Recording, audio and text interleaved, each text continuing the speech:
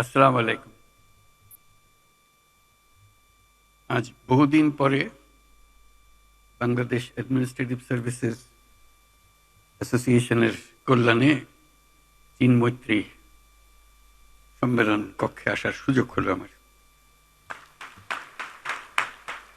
তাদেরকে আমি আন্তরিক ধন্যবাদ জানাই। যখন আসতাম সেই আমলে একটা জিনিস খুব পীড়া দিত, এই হলে যখন আলাপ হয় তার প্রতিধ্বনি হয় সাংঘাতিক। ওটা বহাল আছে, এটার পরিবর্তন হয়নি, এখনো সেই প্রতিধ্বনি হয়ে যাচ্ছে।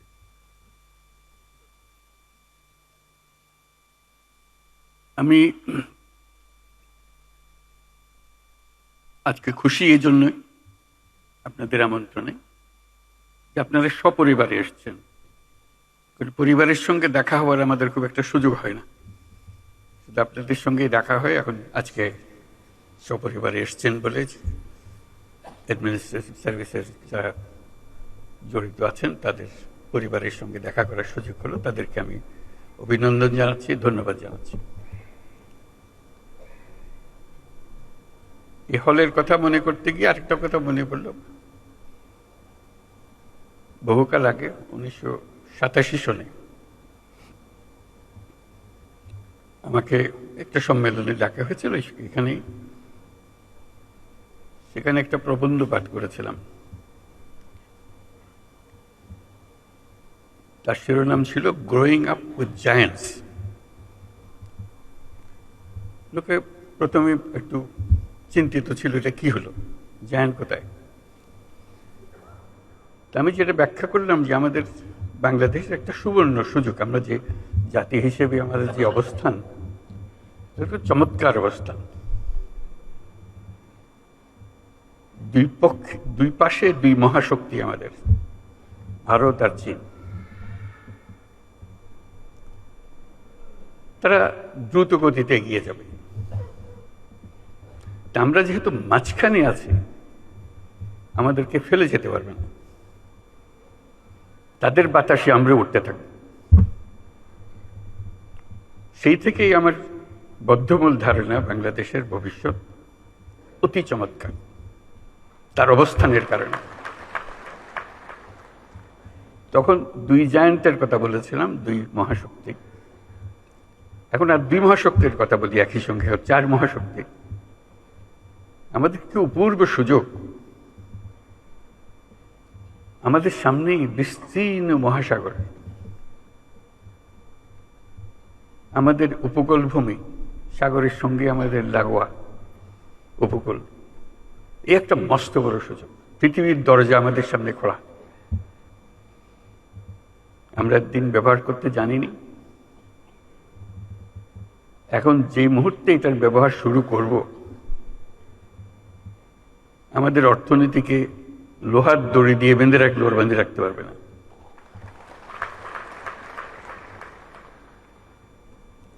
এবং আমাদের উত্তরে হলো সে বিখ্যাত হিমালয় পর্বতমালা, যেখানে জমে আছে আমাদের যাবতীয় শক্তি, হাইড্রো পাওয়ার। কত শক্তি দরকার বাংলাদেশের, এখানে সব জমা আছে, হারিয়ে যাচ্ছে না, শুধু নেবার অপেক্ষায়।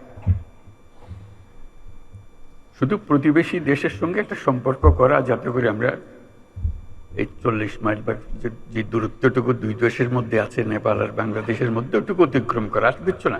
ওরা এক পায়ে খাড়া, নেপাল বারে বারে বলছে আমাদের এটা নিয়ে যাও। আমরা এক পায়ে খাড়া নেবার জন্য মাঝখানে ওইটুকু পথ অতিক্রম করার সুযোগ আমাদের এখন দেওয়া হচ্ছে না। আশা করি তাদেরই কারণে, তাদের অর্থনৈতিক কারণে সেটা আমাদেরকে দেবে। এটা সবার মঙ্গলের জন্য, কারো একজনের উপকার একজনের অপকার এরকম কিছু না। যদি আমরা সেই পথটা খুলে পাই, এখন সামান্য কিছু পেয়েছি, ওটাও কিছুই না, বড় আকারে যদি পাই, বাংলাদেশকে আটকে রাখার কোনো ক্ষমতা কারো নাই।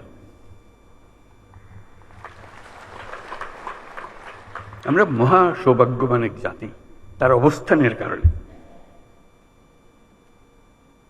সেই জাতির দুঃখ কেন থাকবে আমি বুঝতে পারি না। এটা আমাদের কপালের দোষ নাকি আমাদের চরিত্রের দোষ না আমাদের চিন্তার দোষ? যদি হয়ে থাকে সেগুলোর থেকে আমরা মুক্ত হই। আমরা তো তড়িৎ গতিতে এগিয়ে যেতে চাই।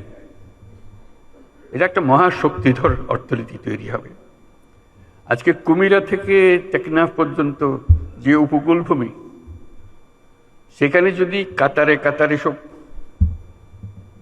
নৌবন্দর স্থাপন হয়, মাতার বাড়ির গভীর সমুদ্র বন্দর পর্যন্ত যদি আমরা দুনিয়ার সব জাহাজকে আশ্রয় দিতে পারি, তাদের কাজ করার জন্য সুযোগ সুবিধা দিতে পারি, আমাদেরকে আটকাবে কে? এবং শুধু যে সমুদ্র বন্দর আমরা ব্যবহার করব, আমাদের মালামাল যাবে, তা তো না। আমাদের একটা নিজস্ব অর্থনৈতিক অঞ্চল আছে, সেই অঞ্চলটাকে আমরা এখনো খুলতে পারিনি, কিন্তু অঞ্চল অপেক্ষা করছে আমাদের জন্য। আমাদের অঞ্চল হলো, উত্তরে হলো নেপাল আমাদের অঞ্চল। নেপালের সৌভাগ্য, তারা হিমালয় পর্বতের পাদদেশে আছে। দুর্ভাগ্য হলো সমুদ্রের দেখা তাদের হয় না। তাদের সমুদ্র দেখতে হলে আমাদের মাঝখান দিয়ে দেখতে হবে, আমাদের মাধ্যমে দেখতে হবে। সে পথ আমরা করে দিই, আমরা একসঙ্গে যৌথ অর্থনীতি গড়ে তুলি। তার সমুদ্রের অভাব, আমার পর্বতের অভাব, হাইড্রো, দুই অভাব একসঙ্গে পূরণ করি দুজনে। ভুটান একই কাণ্ড, তারও সমুদ্র দর্শন হয় নাই। তাকে সমুদ্রে আসতে হলে আমার পথ দিয়ে আসতে হবে, আমরা তাকে স্বাগত জানাই। তেমনি ভারতের পূর্বাঞ্চল একই অবস্থা, নেপালের যে অবস্থা, ভুটানের যে অবস্থা, ভারতের সেভেন সিস্টারের একই অবস্থা। তার সমুদ্র দর্শন তার হয় না, হবে না। তার সঙ্গে আমরা যোগ দিই একসঙ্গে এই অর্থনৈতিক অঞ্চল। আমাদের যে সমুদ্র বন্দর, তাদের মাল আনা নেওয়া করবে, আমাদের মাল আনা নেওয়া করবে, তাদের কাছে যাবে। তাদের অর্থনীতি আমাদের অর্থনীতি একসঙ্গে জাগবে। তারাও খুব কষ্টের অবস্থায় আছে, তারা খুব ভালো অবস্থায় নেই।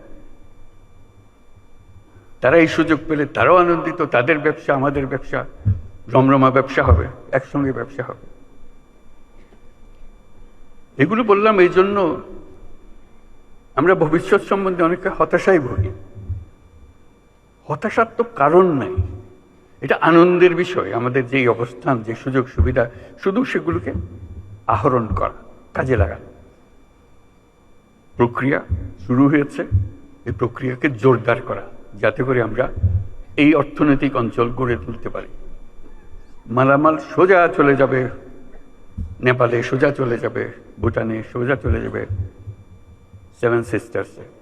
তাদের মালামাল আমাদের মাঝখান দিয়ে, আমাদের ব্যবসা তাদের ওখানে যাবে, তাদের ব্যবসা আমাদের এখানে আসবে। সেটাই তো হলো অর্থনীতি। কাজেই প্রাকৃতিক দিক থেকে আমরা খুবই সৌভাগ্যবান। তার চেয়ে তো একটা বড় সৌভাগ্যবান আমরা, আমাদের একটা মস্ত বড় জনসংখ্যা। আগে মনে করতাম এটা বড় বোঝা বোধ, এটা সম্পদ, মানব সম্পদ। যেহেতু প্রযুক্তি আসার ফলে কোনো মানুষই আর কোনো বোঝা নয়, প্রতিটি মানুষই হলো এখন সম্পদ, উদ্ভাবনের সম্পদ, এন্টারপ্রেনিয়রশিপের সম্পদ, নতুন আবিষ্কারের সম্পদ। আমরা সেই সম্পদের সম্পদশালী। আমরা পৃথিবীর 8ম জনসংখ্যার দেশ। কাজে সোজা কথা না, তলারের জায়গা না, একদম উপরের জায়গা। মানুষ এগোতে পারছে না বহু দেশে তার মানুষের অভাবে। আমরা যে মধ্যপ্রাচ্যের লোক পাঠাই, তারা কোন দুঃখে আমাদেরকে নেই? তাদের লোক নাই, সেই জন্য আমাদেরকে ডাকে। পৃথিবীর সব লোক বসে আছে কখন আমাদের থেকে লোক পাবে। আমি প্রায় বলেছি, চীন যেভাবে অগ্রসর হচ্ছে, চীন হলো সবচেয়ে বেশি সর্বোচ্চ সংখ্যক জনসংখ্যার দেশ। আমাদের যেভাবে অগ্রসর হচ্ছে, কিছুদিন পরে বোধহয় আমাদের কাছ থেকে লোক চাইবে, তার এত টান পড়বে তখন। এই হলো আমাদের সুযোগ। আমাদের সুযোগ শুধু সংখ্যায় না, আমি সংখ্যার উপর বেশি গুরুত্ব দিচ্ছি না, সংখ্যা গুরুত্বপূর্ণ, কিন্তু প্রতিটি তরুণ বাংলাদেশের মহাশক্তি, মহাপ্রচন্ড শক্তি। সেই তারুণ্য বিশ্ব জয় করতে পারে। সেই তারুণ্য আমাদের যত রকমের অভাব আছে, যত রকমের ঘাটতি আছে, তার চাইতে অনেক বেশি সে নিয়ে আসতে পারে। সে একটু সম্পূর্ণ ভিন্ন এক প্রজন্ম। সেই প্রজন্মের জন্য দরজা খুলে দিতে হবে। আমরা শুধু বসে আছি দরজা তালা লাগানোর জন্য। এটা বলতে পারি, এটা অনাবশ্যক, সবাই অনুভব করি। আমাদের তারুণ্য জুলাই মাসে যা দেখিয়েছে, আগস্ট মাসে যা দেখিয়েছে, সেটা তো পৃথিবীর একটা অনন্য দৃষ্টান্ত। এটা সাধারণ একটা ঘটনা না, যেরকম করে অন্য দেশে বিপ্লব হয়, এই হয়। এই বিপ্লব কোথাও হয় নাই। তার প্রতিটি জিনিস যদি আপনারা বিচারে বসেন, দেখবেন যে এটা প্রতিটি দিক থেকে অনন্য। সেই অনন্য ক্ষমতা এই দেশের তরুণদের মধ্যে আছে, এটা হারিয়ে যাবে না। আপনারা মনে করেন না যে এটা এক ঘটনায় শেষ, এটা শেষ হয়নি, শুরু হলো মাত্র। কাজেই সেইভাবে আমাদেরকে এই তরুণদের সুযোগ দিতে হবে। আমরা সুযোগ আছে, নিতে চাচ্ছি না। আমি ছোট্ট একটা উদাহরণ দেব, ব্যক্তিগত উদাহরণ। ডাক্তাররা আমাদের কাছে আক্ষেপ করে, হাসপাতালের আক্ষেপ করে, যখন আমরা বলি আপনারা কেরালা থেকে কেন নার্স আনেন, বল দেশে নার্স নাই। ডাক্তাররা আমাদেরকে বলে আমাদের এমন স্বাস্থ্য ব্যবস্থা, এখানে প্রতিজন নার্সের বিপরীতে আমাদের 3 জন ডাক্তার আছে। রেশিও হলো 1:3, একজন নার্স 3 জন ডাক্তার। পৃথিবীর মানুষ হা হয়ে যায় কথা শুনে। কেন হওয়া উচিত ছিল উল্টাটা, একজন ডাক্তারের পেছনে 3 জন নার্স অন্তত। নার্স তো চালায় সবকিছু, ডাক্তার সিদ্ধান্ত দেয়। এখন সেই সিদ্ধান্ত কাকে দেবে? আপনার যদি নার্সিং না থাকে, বলে যে না আমাদের তো নার্সিং কলেজ আছে, আপনি ঘুরে দেখুন সেটার কোয়ালিটি। কাজে এইটা দিয়ে আমাদের কোনো কাজ হচ্ছে না। তো খুব দুঃখ পেয়ে আমি মনে করলাম যে আমরা নিজেরা একটা ছোট্ট নার্সিং কলেজ করি না কেন। করলাম গ্লাসগো ক্যালিডোনিয়ান ইউনিভার্সিটির সহায়তায়। যেহেতু সেই ইউনিভার্সিটি আমি চ্যান্সেলর, কাজে আমার কথা সে ফেলে দিতে পারছে না, যে আমাকে সাহায্য করতে হবে, আমি একটা নার্সিং কলেজ করব বাংলাদেশে। পুরোপুরি সাহায্যতা করল এবং চমৎকার একটা নার্সিং কলেজ তৈরি হলো। মাত্র 40 জন মেয়ে নিয়ে আমরা শুরু করেছিলাম, গ্রামীণ ব্যাংকের মেয়ে, পরিবারের মেয়ে, যাতে গরিব ঘরের মেয়ে। আমরা নার্সিং যখন বানাবো অন্যদের দেবো কেন, গরিব ঘরের মেয়েদের দেবো। সে ইংরেজির একটা অক্ষর সে বলতে পারে না, কোনো রকমের লেখাপড়া শিখেছে, আমরা তাকে দিলাম। তার নার্সিং ডিগ্রি পাওয়ার আগেই তার টুকুর ইংরেজি, আন্তর্জাতিক মজলিসে এসে বক্তৃতা করে, তার ভবিষ্যৎ কী রেখে সেগুলো নিয়ে কথা বলে। আজকে সেই নার্সিং কলেজে বড় কলেজে পরিণত হয়েছে। আমার বিষয়টা হলো বড় কলেজ হওয়ার বিষয়। হঠাৎ দেখি নানা দেশ থেকে লোকজন আসে। বিশেষ করে প্রথম যেটা ধাক্কা লাগলো সেটা হলো ইউকে থেকে, যুক্তরাজ্য থেকে ডেলিগেশন আসলো, রিক্রুটার আসলো, বললো যে আপনাদের এই নার্সিং কলেজে যত ছাত্রী পাশ করে, গ্র্যাজুয়েশনে যত থাকে, আমরা সবাইকে যুক্তরাজ্যে নিয়ে যাব। আপনাদেরকে অফার দিলাম, আপনারা কি কি চান সব আমাদেরকে বলেন, আমরা সেটা পরিপূর্ণ করব। আমি অবাক হয়ে গেলাম, আমরা তো যুক্তরাজ্যে পাঠানোর জন্য নার্স বানাচ্ছি না এখানে। তবু বুঝতে চেষ্টা করলাম, বলে আমাদের নার্সের ভীষণ অভাব, যেখান থেকে বাড়ি আমাদের উপর হুকুম হয়েছে নার্স জোগাড় করতে হবে এবং আমাদের তালিকায় আপনাদের নামও আছে। তা আমরা আপনাদের কাছে এসেছি আপনাদের এন্টায়ার ক্লাস, আমাদের আর কোনো পরীক্ষা দিতে হবে না, কিছু দিতে হবে না, শুধু আপনারা সার্টিফিকেট দেবেন, আমরা নিয়ে যাব। তা আমি তাদের কাছে বিনয়ের সুরে বললাম যে এটা আমাদের দেশের জন্য করেছি, আমরা তো দিয়ে দেবো না এদেরকে, এদেরকে এই দেশের কাজ করার জন্য দেবো, তবে আমাদের শুধু নিজেদের পরীক্ষা করার জন্য 2 জন কি 3 জন দেবো, যাদের আমরা দেখি ওরা কিরকম কাজ করে, আপনাদের পাল্লায় এরা উঁচু স্তরে না নিচু স্তরে, কোন স্তরে। বলছি না, সেটা পরীক্ষা করতে হবে না, সেই পরীক্ষা আমরা ইতিমধ্যে করে ফেলেছি, যা যা আমাদের দরকার আপনারা যত চান দিতে পারেন। তা আমি সবিনয়ে বললাম যে এই 2 জন 3 জনের বেশি আমরা দেবো না এখন, ভবিষ্যতে যদি আমাদের সামর্থ্য হয় দেবো। তো এটাতে খুব আনন্দ উপভোগ করলাম যে আমরা যেটা বাংলাদেশের জন্য করছি সেটা ইউকে তো তার একটা ডিমান্ড আছে, চাহিদা আছে, আমরা দরখাস্ত নিয়ে ঘুরছি না, তারা আমাদের কাছে আসছে। কিছুদিন পরে দেখি জাপান থেকে আরেক ডেলিগেশন, তারা আমাদের নার্স চায়, সবাইকে চায়। বলছি শুধু আমাদের একটা শর্ত, জাপানি ভাষাটা আমরা শিখিয়ে দেবো তাদেরকে, এই সুযোগটা আমাদেরকে দিতে হবে, এবং খুব সিম্পল জাপানি ভাষা, কোনো কঠিন জিনিস না, তারা লেখাপড়ার সঙ্গে সঙ্গে এটা শিখে যাবে, আমরা সেই ব্যবস্থা আমাদের হাতে। একই জবাব দিলাম, ধন্যবাদ দিলাম। আমি সবিস্তারে এটা বললাম এই জন্য, আমরা অনেক বিশ্ববিদ্যালয় করি বাংলাদেশে, কথায় কথায় বিশ্ববিদ্যালয় খুলে ফেলছি আমরা। এত বিশ্ববিদ্যালয় যখন আছে, বিশ্ববিদ্যালয়ের সঙ্গে এক একটা করে নার্সিং কলেজ যোগ করে দেন, অন্তত মেয়েগুলো ছেলেগুলো যারা শিখবে দেশেরও কাজে লাগবে, সঙ্গে সঙ্গে আন্তর্জাতিক ক্ষেত্রে এই চাহিদা কোনোদিন মেটাতে পারবে না কেউ। আমরা যত নার্স বানাতে পারি, অফুরন্ত চাহিদা। তাও চিন্তাটা কিসের আমাদের? আমাদের চিন্তার দোষ, কপালের দোষ, তা না হলে আমরা পারছি না করা, আমি তো আদর করে নিয়ে যেতে চাচ্ছি। তারপরে দেখলাম আরেক চাহিদা, এই আমাদের এই ছোট জায়গাতে, ছোট অনুষ্ঠান কাজের মধ্যে কেয়ার গিভার, আপনারা সবাই জানেন, কিচ্ছু না, 6 মাসের ট্রেনিং। 6 মাসের ট্রেনিং দিলে জাপান হাজারে হাজারে নিয়ে যাবে, ইউরোপ হাজারে হাজারে নিয়ে যাবে, শুধু 6 মাসের ট্রেনিং। আমরা পারছি না কেন? আমরা স্বাস্থ্য মন্ত্রণালয় এমন এক জিনিস বানিয়েছি যেটা যখনই বসে সবার দুঃখে ভরে যায়, কিভাবে সিস্টেমটা চলছে বা চলছে না। আপনারাও দুঃখ করেন, আমরাও দুঃখ করি। কাঠামোগতভাবে এমন এক জিনিস, এটা বুঝতে পারি না এটার থেকে উদ্ধারের উপায় কি। কাজে আমাদের জগৎটা, আমাদের সামনে বিশাল জগৎ, শুধু আমাদের সিদ্ধান্ত এবং আমাদের কর্মসূচিগুলো ঠিক করার অপেক্ষায়। এই যে এত বড় সুযোগ আমাদের আছে এবং এগুলো বাস্তবায়ন হবে, এটা নিয়ে আমার চিন্তা নেই। এই তারুণ্য আমাদের আছে, এই মেয়েরাও আছে আমাদের,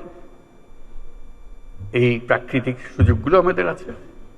আমাদের সবচেয়ে বড় সমস্যা দুর্নীতি, সব শেষ করে দিয়েছে। স্বাস্থ্য মন্ত্রণালয়ের একটা কথা শুধু বললাম, একটা উদাহরণ, এই উদাহরণ সর্বত্র। যে কোনো পরীক্ষায় আপনারা দেখবেন বাংলাদেশ দুর্নীতির তালিকায় সর্বনিম্নে। সততা বলে আমাদের আর কোনো জিনিস নাই, শৃঙ্খলা বলতে আমাদের আর কোনো জিনিস নাই। কাজে এই দুর্নীতি থেকে বাইর না হলে এই কোনোটাই হবে না। আমরা আজকে অ্যাডমিনিস্ট্রেটিভ সার্ভিসেসের সমিতির সম্মেলনে এসেছি। কাজে এই দুর্নীতি কোথায় আছে, কিভাবে আছে, তাদের অজানা নয়। এবং এটা ছাড়া, এটার থেকে উদ্ধার পাওয়া ছাড়া বাংলাদেশের কোনো গতি নাই। এটার থেকে বের হতেই হবে আমাদের। আর সব কথা আপনি বাদ রেখে দেন, আমরা সব বুঝি। এটার থেকে বেরোতে হবে। এটার থেকে আমরা কেউ মুক্ত হতে পারছি না, এমন গভীরে ঢুকে গেছে এটা। এবং আমরা যত বক্তৃতাই করি, এটা অসার বক্তৃতা। যদি না ওই স্কেলে আমরা একটা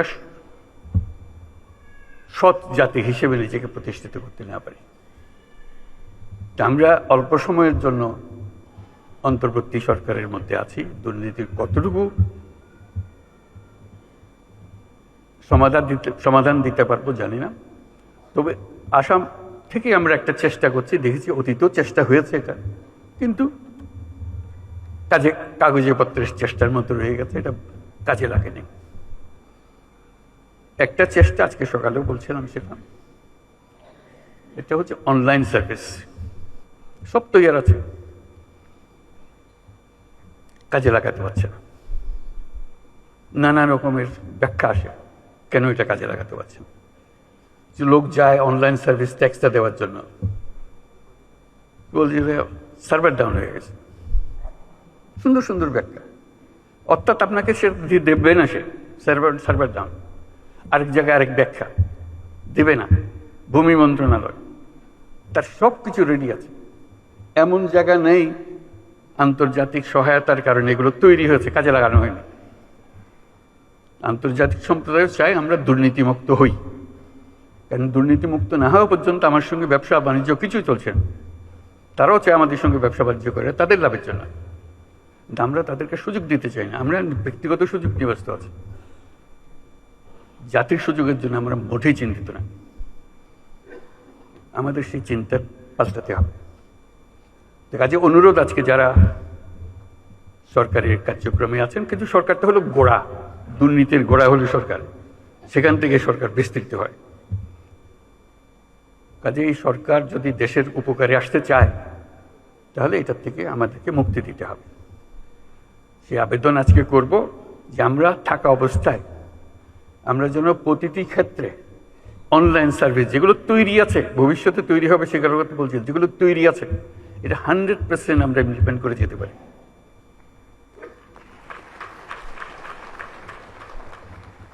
কেউ যেন এটা বাধা দেওয়ার জন্য আবার কোমর বেঁধে লেগে না যায়, কারণ কোমর বেঁধে লেগে যাওয়ার যথেষ্ট কারণ আছে। কারণ এটি দিয়ে তো তার যত কিছু সুযোগ সুবিধা তার পেত, এটা বন্ধ হয়ে গেলে তার হবে তাকে। কাজে সে নানা ব্যাখ্যা দেবে, নানা ব্যাখ্যার কোনো অন্ত নাই, এগুলোর নানা ব্যাখ্যা দেবে যে এটা থেকে মুক্তি পাওয়ার জন্য। আমরা তাদেরকে মুক্তি দিতে চাই না। আজকে সকালের মিটিংয়ে যেটা বলছিলাম, যে জেলা, যেহেতু ডিসি সাহেবদের সঙ্গে আলাপ করছিলাম, যে জেলাগুলোকে এখন আমরা স্কুলের রেজাল্টের মতো ফার্স্ট, সেকেন্ড, থার্ড, ফোর্থ করবো। কে ফার্স্ট হলো, কে সেকেন্ড হলো, প্রতি মাসে সেটা আমরা ফলাফল প্রকাশ করব।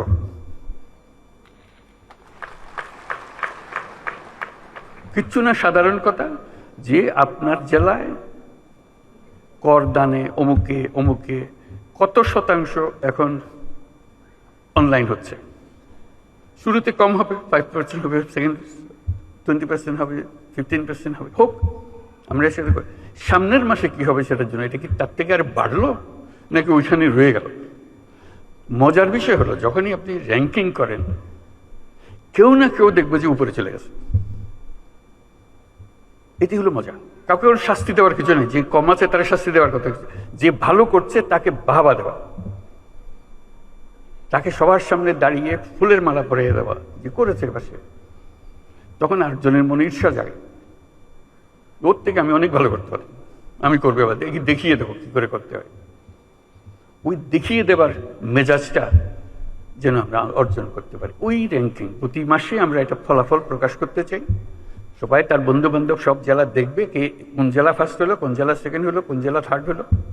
যারা উপরে থাকবে তাদেরকে আমরা অভিনন্দন জানাবো, যারা নিচে গেলো তাদেরকে উৎসাহ দেবো যে দেখো, চেষ্টা করে দেখো, আর একটু উপরে উঠতে পারবে না, গতবার তো তুমি ভালোই করতেছিলে, আবার নিচে নেমে গেলা কেন, কি হয়েছে আমাদেরকে বলো, তোমার কি সাহায্য করে, যাতে করে আস্তে আস্তে ওই 100%-এ চলে যেতে পারে। অর্থাৎ আমার জেলায় যে কোনো জায়গা যেখানে আমার অনলাইনের সিস্টেম আমাকে দেওয়া হয়েছে, আমি 100% এটা ইমপ্লিমেন্ট করেছি। এই প্রতিজ্ঞা আমরা আজকের সবাই নিয়ে নিলাম। এটা শুধু আমার অনুরোধ,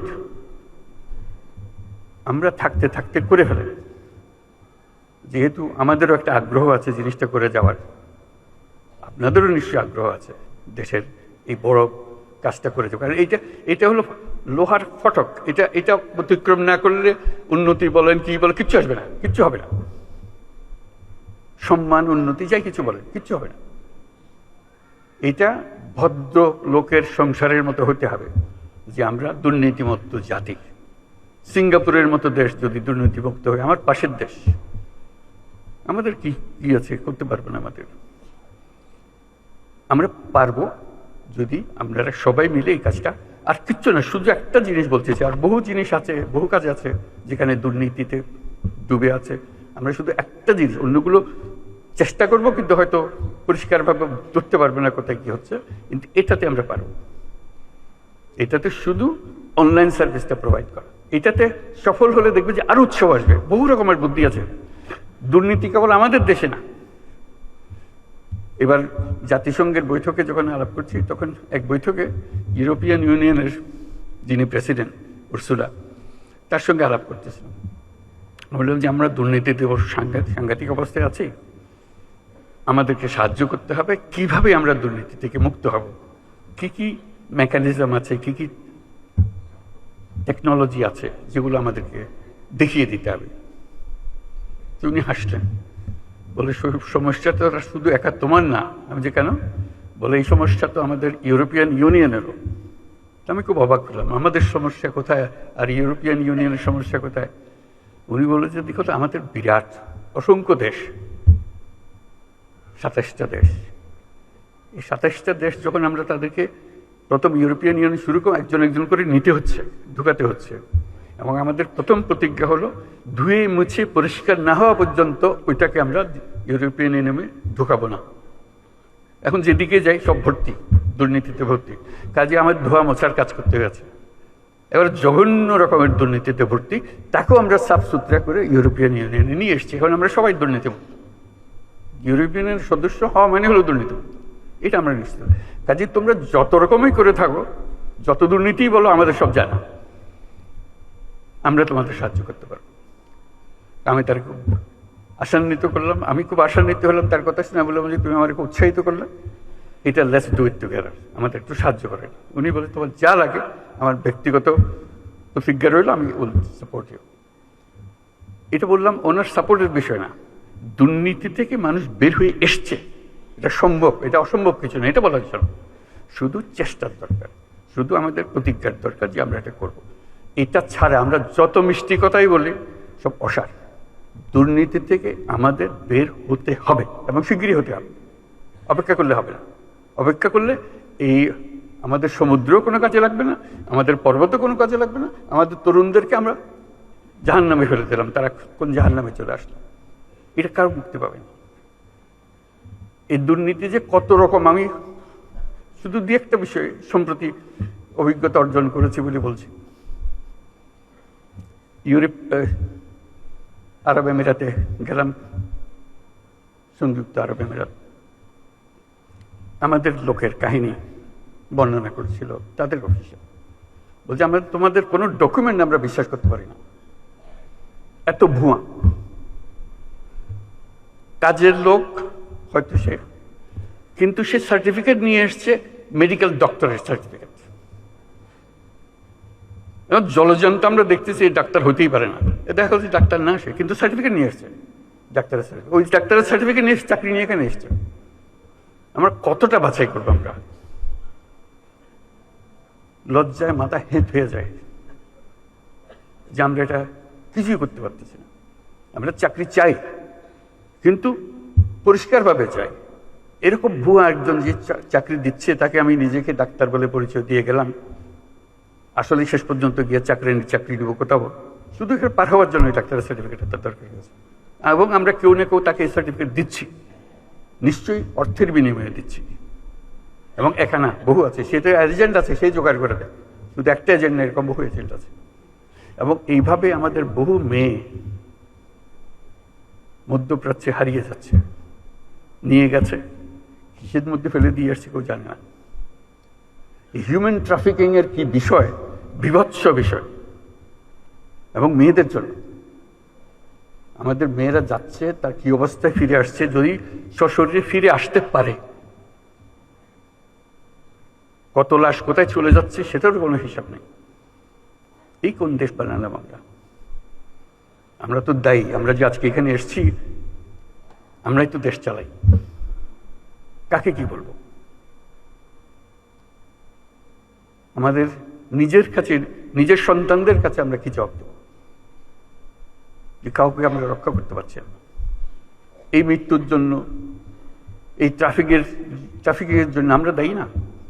আমরাই তো দায়ী, আমরাই তো সহজ করে দিয়েছি তাকে যাওয়ার জন্য। এটা অসংখ্য কাহিনী, এগুলো আপনারাও জানেন, বহু জানেন। আমি একত্রের কথাগুলো বললাম যে এটা এই ভীষণ রোগ থেকে আমাদের সারা গায়ে ঘা, এটার থেকে মুক্ত হতে না পারলে কোনো দিকে অগ্রসর হবার আমাদের উপায় নেই। আমাদেরকে আজকে প্রতিজ্ঞা নিই, আমরা এই ঘা থেকে মুক্ত হব, সুস্থ হব। আমাদেরকেও দুর্নীতির দায়ে কেউ আমাদেরকে অভিযুক্ত করতে পারবে না। এইরকম সরকার চালাবো, এরকম সমাজ চালাবো। ধন্যবাদ সবাইকে।